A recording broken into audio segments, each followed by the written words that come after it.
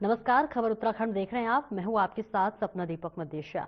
Bulletin का आगाज करेंगे। देहरादून में बीजेपी की महत्वपूर्ण संगठनात्मक बैठक हुई, जिसमें कई वरिष्ठ नेता शामिल हुए। कार्यकर्ताओं को बूथ जिता चुनाव जिता के मूल मंत्र के साथ चुनावी तैयारियों में जुटने का आह्वान किया गया।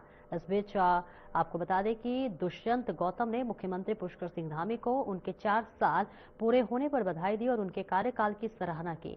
पार्टी नेताओं ने मजबूत संगठन और कार्यकर्ताओं के दम पर प्रदेश में तीसरी बार सरकार बनाने का भरोसा जताया।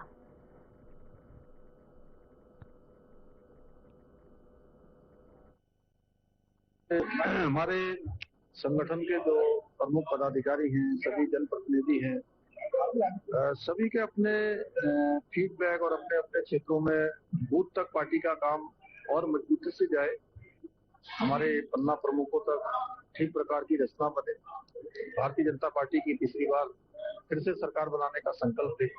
सभी पदाधिकारी, सभी कार्यकर्ता, सभी हमारे जिला अध्यक्ष, जनप्रतिनिधि अपने अपने क्षेत्रों में जाएंगे और समाज के अंतिम छोर तक हमारा संगठन भी पहुंचे और सरकार भी पहुंचे।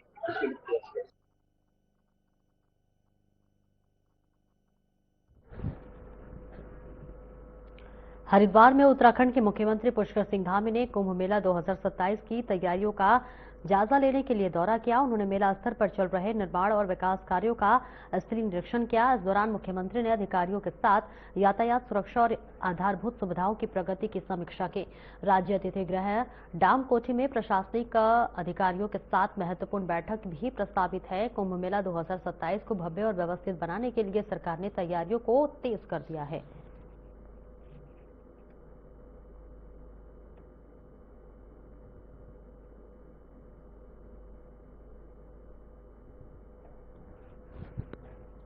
और देहरादून से खबर है, जहां बद्रीनाथ केदारनाथ मंदिर समिति के पूर्व अध्यक्ष और बीजेपी नेता अजेंद्र अजयपाल ही जो है हाल ही में अपने बयानों और सोशल मीडिया पोस्ट को लेकर चर्चा में है। उन्होंने पार्टी की वर्तमान स्थिति और संगठन की कार्यप्रणाली पर सवाल उठाते हुए राजनीति से संन्यास लेने की बात कही थी। उन्होंने कहा कि भाजपा में पुराने कार्यकर्ताओं को दरकिनार किया जा रहा है और पार्टी की विचारधारा में बदलाव नजर आ रहा है। इस पर बीजेपी प्रदेश अध्यक्ष महेंद्र भट्ट ने कहा कि पार्टी या संगठन के खिलाफ इस तरह की विचारधारा सार्वजनिक रूप से रखना स्वीकार नहीं किया जाएगा।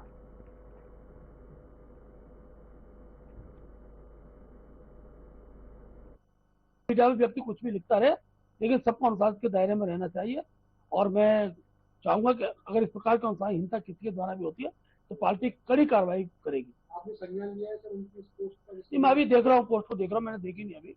मैं पोस्ट को देखूंगा क्योंकि मैं कल ही आया हूँ। और इस प्रकार की पोस्ट अपने बारे में मैं दुखी हूँ, मैं परेशान हूँ, ऐसा कोई लिख रहा है तो वो उसका हम क्या समाधान, अपना व्यक्तिगत मत है व्यक्ति का, सोशल मीडिया किसी रूप में रखता है, लेकिन पार्टी के खिलाफ किसी प्रकार का कोई विचार आता है तो पार्टी उसको संज्ञान देती है।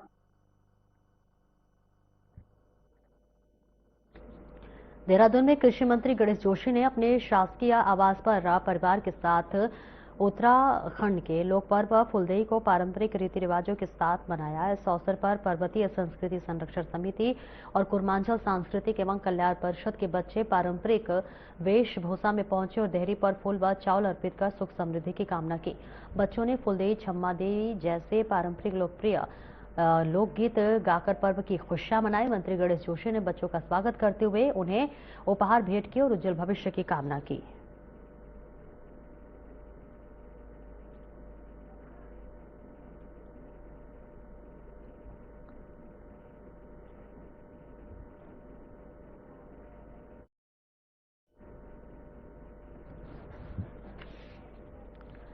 उत्तराखंड के मुख्यमंत्री पुष्कर सिंह धामी एक दिवसीय भ्रमण के तहत जसपुर पहुंचे। वे खटीमा से हेलीकॉप्टर के जरिए नादेही शुगर मिल परिसर में उतरे। मुख्यमंत्री अपने काफिले के साथ विधायक आदेश सिंह चौहान के निवास पर निवार मंडी गांव पहुंचे, जहां उनका भव्य स्वागत किया गया। इस दौरान उन्होंने नवविवाहित जोड़े को आशीर्वाद दिया और उनके सुखी दाम्पत्य जीवन की कामना की।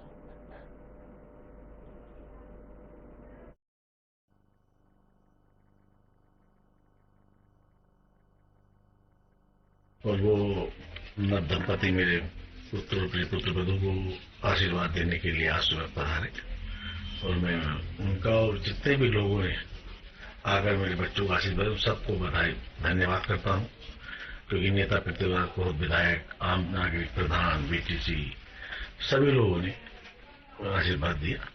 और आज तो मौसम खराब था, फिर भी सीएम साहब यहाँ घर पर आए, क्योंकि व्यक्तिगत प्रोग्राम था, तो उन्होंने बच्चों को आशीर्वाद दिया।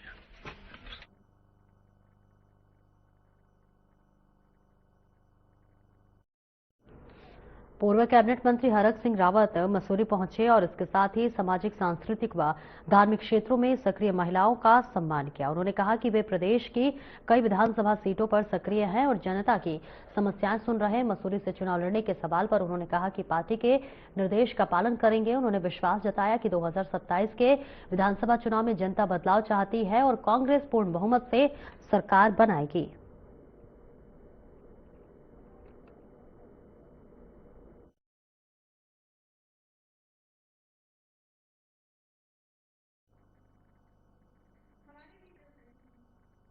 मैं तो अभी सहसपुर में बहुत सक्रिय हूँ, मैं चौटागाल विधानसभा में बहुत सक्रिय हूँ, मैं हरिद्वार में बहुत सक्रिय हूँ, मैं तो पूरे प्रदेश में दौरा कर रहा हूँ।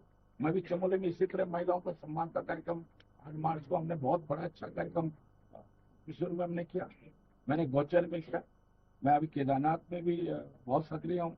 तो सर माना जा सकता है कि आप यहाँ पे काल छोड़ दें। देखिए, मैंने पहले भी कहा, मुझे पार्टी जो आदेश करेगी हम पार्टी के आदेश का पालन करेंगे।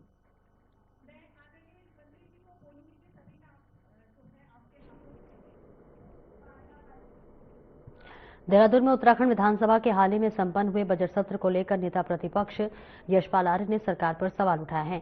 प्रेस वार्ता में उन्होंने कहा है कि पिछले 4 वर्षों से विधानसभा सत्र की अवधि सीमित रखी जा रही है, जिससे प्रदेश से जुड़े कई महत्वपूर्ण मुद्दों पर सदन में चर्चा नहीं हो पाई। उन्होंने बताया कि कार्य मंत्रणा समिति की बैठकों में सत्र की अवधि बढ़ाने की लगातार मांग की गई थी। यशपाल आर्य ने आरोप लगाया है कि कई अहम विषय लंबित है और प्रदेश में भ्रष्टाचार व जमीन से जुड़े मामलों पर सरकार से जवाब मांगा।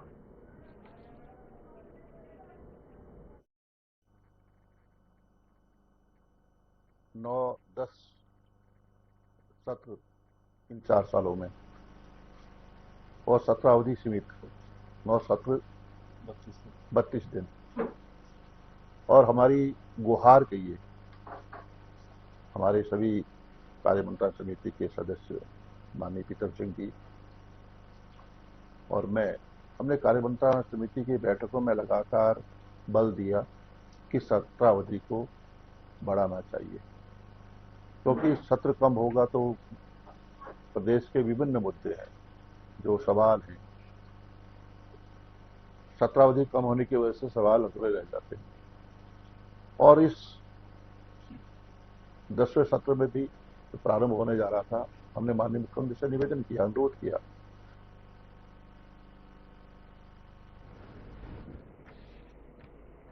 और खटीमा में बजट सत्र से लौटने पर विधायक और उपनेता प्रतिपक्ष भुवन चंद्र कापड़े का कांग्रेस कार्यकर्ताओं और स्थानीय लोगों ने जोरदार स्वागत किया। मुख्य चौक पर ढोल नगाड़ों और फूल मालाओं के साथ उनका अभिनंदन किया गया। इस दौरान कापड़े ने कहा कि गैरसैंण में आयोजित बजट सत्र के दौरान उन्होंने कानून व्यवस्था, महिलाओं के खिलाफ बढ़ती घटनाओं, भ्रष्टाचार, खनन और भूमि अधिकारों जैसे कई महत्वपूर्ण मुद्दे सदन में उठाए हैं। उन्होंने कहा है कि जनता का स्नेह और विश्वास ही उन्हें जनहित के लिए संघर्ष करने की शक्ति देता है और उनका लक्ष्य क्षेत्र के विकास के साथ लोगों को न्याय दिलाता है।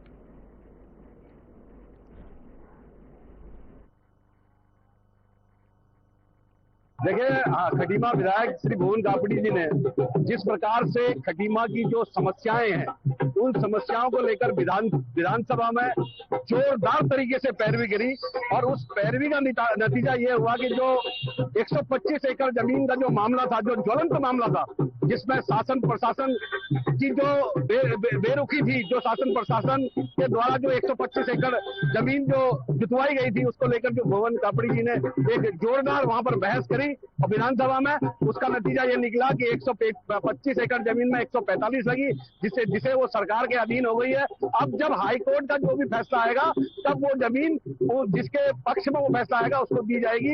ये जो मूलभूत समस्याएं हैं उन पर हमने चर्चा करी है।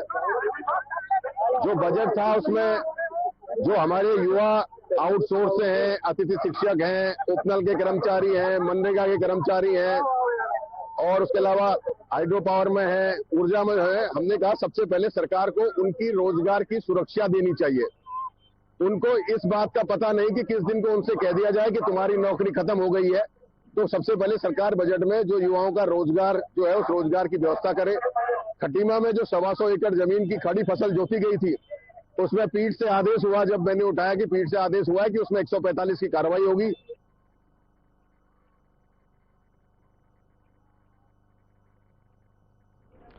रुद्रपुर में उधम सिंह नगर पुलिस ने छापेमारी कर एनसीईआरटी की किताबों का बड़ा जखीरा बरामद किया है। पुलिस ने एक गोदाम से करोड़ों रुपए के किताबें जब्त की हैं, जिनकी कीमत करीब 20 करोड़ रुपए बताई जा रही है। मामले की सूचना मिलने पर शिक्षा विभाग की टीम भी मौके पर पहुंची और जांच शुरू की है। अधिकारियों को शक है कि ये किताबें नकली हैं, क्योंकि इनमें एनसीईआरटी का सरकारी मोनोग्राम सही तरीके से अंकित नहीं मिला है। छापेमारी के दौरान कई राज्यों के फर्जी बिल भी बरामद हुए हैं। बताया जा रहा है कि एनसीईआरटी की टीम दिल्ली से आकर मामले की जांच करेगी।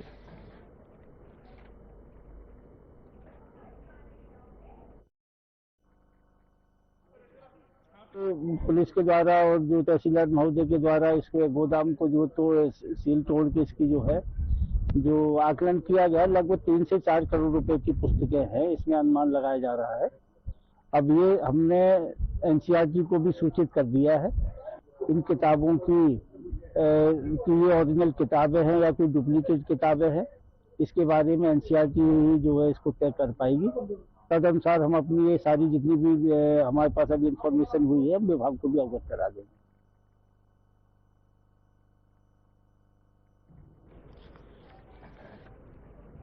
और देवभूमि उत्तराखंड के पारंपरिक लोक पर्व फुलदेई और हिंदू नववर्ष के अवसर पर ऋषिकेश के गुमानीवाला स्थित राजश्री चिल्ड्रन एकेडमी में उत्साह और हर्षोल्लास का माहौल देखने को मिला। इस दौरान नन्हे मुन्ने बच्चों ने रंग बिरंगी टोकरियों में फूल भरकर घर घर पहुंचकर दहलियों पर फूल अर्पित किए और सुख समृद्धि की कामना की। क्षेत्रवासियों ने बच्चों का स्वागत करते हुए उन्हें गुड़ मिठाई और दक्षिणा दी।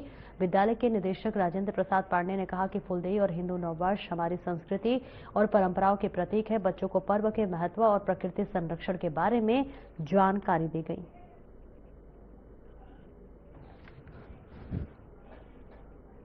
फुलदेई के अवसर पर अल्मोड़ा में पारंपरिक उत्साह के साथ पर्व मनाया गया। चैत्र मास की पहली तिथि पर मनाए जाने वाले इस लोक पर्व में सुबह से ही बच्चों की टोलियां फूलों से भरी थालियां लेकर घर घर पहुंची और देहरी पर फूल अर्पित कर सुख समृद्धि की कामना की। इस दौरान बच्चे फुलदेई, छम्बा देई और जैसे पारंपरिक गीत गाते नजर आए। घरों में लोगों ने बच्चों को गुड़ चावल और उपहार देकर उनका उत्साह बढ़ाया। इस अवसर पर पर्व वसंत ऋतु के आगमन के साथ प्रकृति के प्रति आभार और आपसी प्रेम भाईचारे का संदेश देता है।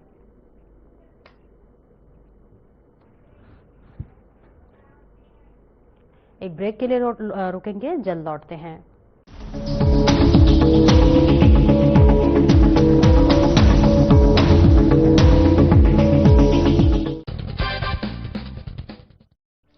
नमस्कार दोस्तों, हम सभी जानते हैं मोर हमारा राष्ट्रीय पक्षी है। इसके अलावा हिंदू संस्कृति और ज्योतिष शास्त्र में भी मोर पंख का खास महत्व है। कहते हैं मोर के पंखों में देवी देवताओं और 9 ग्रहों का वास होता है। ज्योतिष के मुताबिक घर में विधिवत तरीके से मोर पंख स्थापित करने से सारे दुख दर्द और घर के सभी वास्तु दोष खत्म हो जाते हैं। इसके अलावा रंग बिरंगे मोर पंख हमें ये भी सीख देते हैं कि हमारा जीवन भी इसी तरह के रंगों से भरा पड़ा है, कभी खुशी के रंग तो कभी गम के रंग। लेकिन क्या ये आप जानते हैं कि भगवान राम पर एक मोर ने कर्ज चढ़ा दिया था, जिसे उन्होंने अगले जन्म में उतारा। दोस्तों, ऐसा कहा जाता है कि वनवास के दौरान माता सीता को पानी की प्यास लगी। राम जी ने चारों ओर इधर उधर देखा, उन्हें दूर दूर तक जंगल ही जंगल दिख रहा था। उन्होंने जंगल देवता से प्रार्थना की और कहा कि हे जंगल देवता, हमें पानी की ओर जाने का रास्ता बताइए। थोड़ी देर में एक मोर आया और उसने राम जी से कहा, प्रभु चलिए, मैं जलाशय तक आपका मार्गदर्शक बन जाता हूँ, लेकिन रास्ते में कोई भूल चूक होने की संभावना है। राम जी ने पूछा, वो क्यों? मोर ने कहा, प्रभु मैं तो उड़ता हुआ जाऊंगा और आप चलते हुए, ऐसे में आप रास्ता भटक सकते हैं, इसलिए मैं रास्ते के बीच बीच में अपना मोर पंख निशानी के लिए छोड़ता जाऊंगा। उसका पीछा करते करते आप जलाशय तक पहुंच जाएंगे। दोस्तों, सच बात यह है कि मोर के पंख एक विशेष समय और एक खास मौसम में ही बिखरते हैं। अगर वो अपनी इच्छा के विरुद्ध पंखों को बिखेरेगा तो उसकी मृत्यु हो जाती है, और वही इस मोर का भी हुआ। आखिर में जब मोर अंतिम सांस ले रहा था तो वो कहता है कि मैं कितना भाग्यशाली हूं कि जो सारी दुनिया की प्यास बुझाते हैं, ऐसे प्रभु की प्यास बुझाने का मुझे सौभाग्य मिला। मेरा जीवन धन्य हो गया। अब मेरी कोई भी इच्छा शेष नहीं रह गई। इस पर श्री राम ने मोर से कहा कि मेरे लिए तुमने जो मोर पंख बिखेर कर मुझ पर जो कर्ज चढ़ाया है, मैं उस कर्ज को अगले जन्म में जरूर चुकाऊंगा। उसके बाद अगले जन्म में भगवान राम ने कृष्ण का अवतार लिया और अपने सिर पर मोर पंख धारण किया।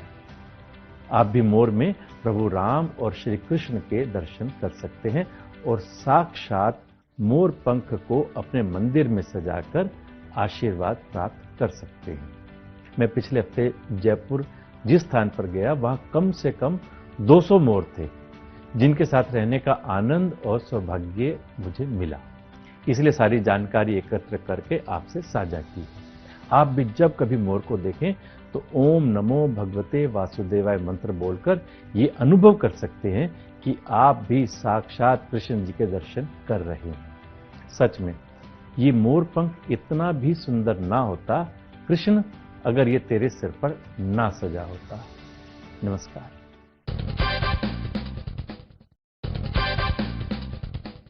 नमस्कार दोस्तों, एक बार एक प्रयोग किया गया मछलियों पर। एक बड़ी शार्क मछली को कुछ छोटी मछलियों के साथ एक टैंक में रखा गया। स्वाभाविक रूप से शार्क ने छोटी छोटी सभी मछलियों को खा लिया। इसके बाद उस टैंक के बीचों बीच एक ट्रांसपेरेंट फाइबर शीट लगा दी गई उस टैंक के 2 हिस्से करने के लिए। अब एक तरफ शार्क थी और दूसरी तरफ छोटी मछलियां। शार्क केवल देख सकती थी लेकिन दूसरी तरफ जा नहीं सकती थी। शार्क ने बार बार उस फाइबर शीट पर टक्कर मारी ताकि दूसरी ओर की मछलियों तक पहुंच सके, लेकिन सफल नहीं हो सकी। ऐसा कई दिन तक दोहराया गया और रिजल्ट वही का वही। शार्क छोटी मछलियों को नहीं खा पाई और फेल हो गई। कुछ दिनों बाद वो बीच का पार्टीशन हटा दिया गया। अब देखने में क्या आया कि शार्क अभी भी टैंक के दूसरी ओर नहीं जा रही थी, क्योंकि उसकी मानसिकता बन चुकी थी कि बीच में एक पार्टीशन है और वो अपने लक्ष्य तक नहीं पहुंच सकती। दोस्तों, हमारे जीवन में भी कुछ ऐसा ही तो घटित नहीं हो रहा। किसी छोटे मोटे फेलियर के कारण हमने धारणा बना ली कि हम तो ये काम जीवन में कभी कर ही नहीं सकते। ये काम तो हमारी क्षमता के बाहर का है, हमारे बस का ही नहीं है। ऐसा सोचकर हम प्रयास करना बंद कर देते हैं, जबकि हो सकता है वर्तमान में परिस्थितियां बदल चुकी हों, सफलता के द्वार हमारी प्रतीक्षा कर रहे हों। कई बार हमारे परिश्रम ना करने के कारण या हमारे फेलियर के प्रीसेट माइंड के कारण हम कामयाबी से दूर चले जाते हैं। किसी ने ठीक कहा है, रोज रोज गिरकर भी मुकम्मल खड़ा हूं, ऐ मुश्किलों देखो मैं तुमसे कितना बड़ा हूं। नमस्कार।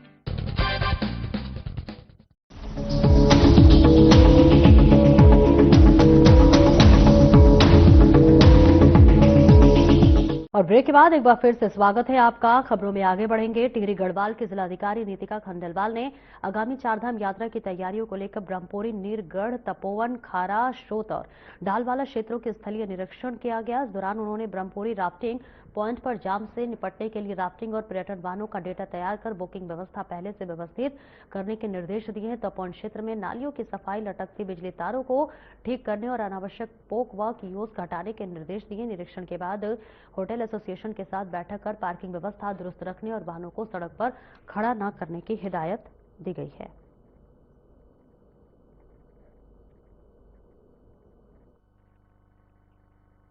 लोगों ने यहाँ पे चारधाम को लेके हमने भ्रमण किया, एसएसपी साहब और हमने और सारी पूरी टीम की। यहाँ पे 2 मुख्य चीज़ें हुई। पहला तो जो हमारे एलपीजी गैस सिलेंडर्स को लेके जो अभी गाइडलाइंस आई हैं वो हमने सारे होटल एसोसिएशन के साथ मीटिंग कर ली और उनको बड़ी बात बता दिया गया कि कब तक डोमेस्टिक सप्लाईज प्रॉपर चलती रहेंगी और कब तक लगभग अभी कमर्शियल वादे चलेंगे और कमर्शियल में हम एजुकेशनल हॉस्पिटल चलेंगे। उन लोगों के सुझाव भी काफ़ी सारे लिए गए हैं और काफ़ी अच्छे सुझाव हॉस्पिटल एसोसिएशन के लिए। साथ ही साथ चारधाम में जो हमारा ट्रैफिक का भी मैनेजमेंट रहेगा, क्योंकि पार्किंग को लेके बहुत इश्यूज आते हैं और साथ ही साथ बहुत सारे जो हम देखते हैं कि बाइकर्स हैं या राफ्ट्स हैं या कुछ भी, उनको लेके भी इशूज आते हैं और टैंकर्स भी चलते हैं। तो उसको लेके होटल एसोसिएशन सजेशन भी लिए गए और उनको बताया भी गया कि वो अपने टाइमिंग्स फिक्स रखेंगे। टैंकर्स जो सुबह वाटर सप्लाई देते हैं वो भी फिक्स रहेंगे।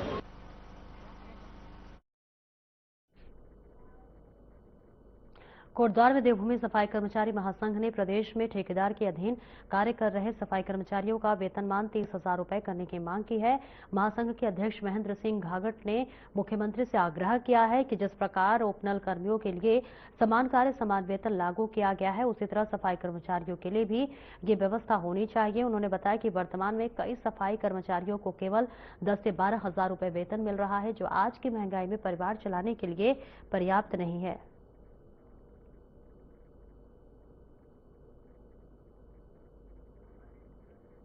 करना चाहूंगा माननीय मुख्यमंत्री जी, हाथ जोड़ के कि कम से कम जैसे उपनल वालों का किया आपने समान काम समान वेतन, या कुछ लोगों का इस तरीके से करिए, किसी की 30,000 सैलरी कर दीजिए ताकि अपने बच्चों का भविष्य ये बना सकें। क्योंकि बच्चे पढ़ाओ बच्चे लिखाओ आपका ही सरकार का आदेश है, ये तो बच्चे कहाँ से पढ़ाएंगे। 15,000 भी पूरे नहीं मिलते, 12-10,000 मिलते हैं कट फट के।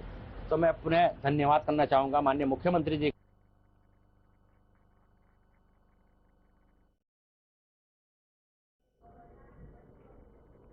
खटीमा में रसोई गैस की कमी से लोगों को भारी परेशानी हो रही है। प्रशासन और गैस एजेंसी के दाव के बावजूद सिलेंडर के लिए लंबी लंबी लाइनें लग रही हैं। होम डिलीवरी और ऑनलाइन बुकिंग सिस्टम फेल होने से उपभोक्ता एजेंसी और गोदामों के चक्कर काट रहे हैं। बढ़ती कीमत और किल्लत के कारण लोगों को दोहरी मुश्किलों का सामना करना पड़ रहा है।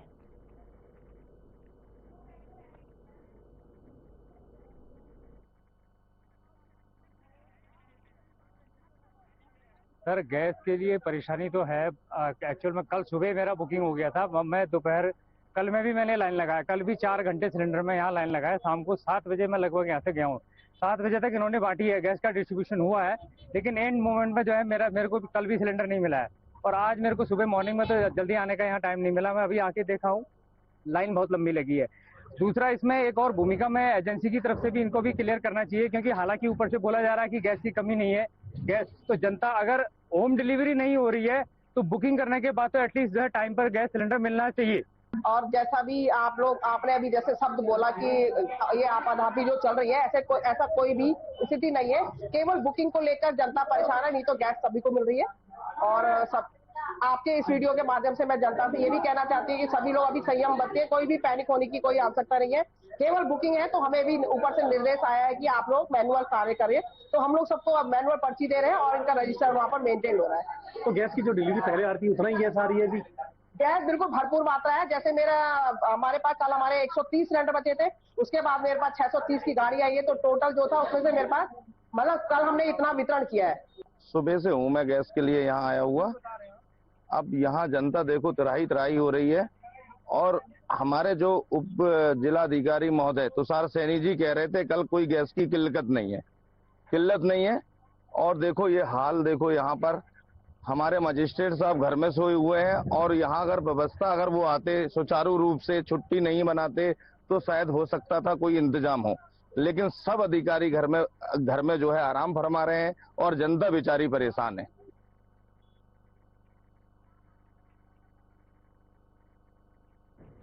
हल्द्वानी और नैनीताल जिले के कई इलाकों में एलपीजी गैस सिलेंडर की कमी से लोगों को परेशानी हो रही है। डीएम ललित मोहन रयाल ने अधिकारियों और गैस एजेंसियों के साथ बैठक कर स्थिति की समीक्षा की। डीएम ने कहा कि उपभोक्ताओं को समय पर गैस सिलेंडर उपलब्ध कराना सुनिश्चित किया जाए और कोई लापरवाही बर्दाश्त नहीं होगी। साथ ही किसी भी एजेंसी के खिलाफ शिकायत मिलने पर कड़ी कार्रवाई करने और आपूर्ति पर नजर रखने के निर्देश दिए गए हैं।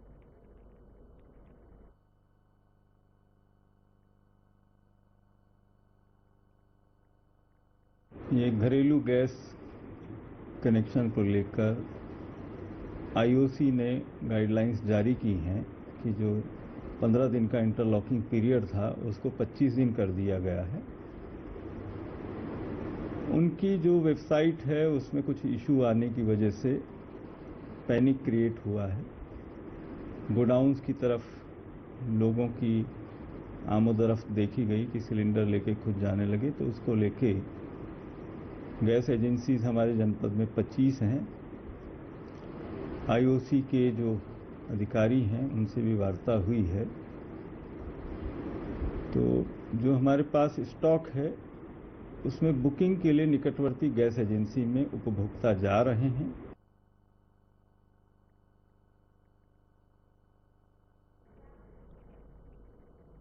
फिलहाल इस बुलेटिन में इतना ही। नमस्कार।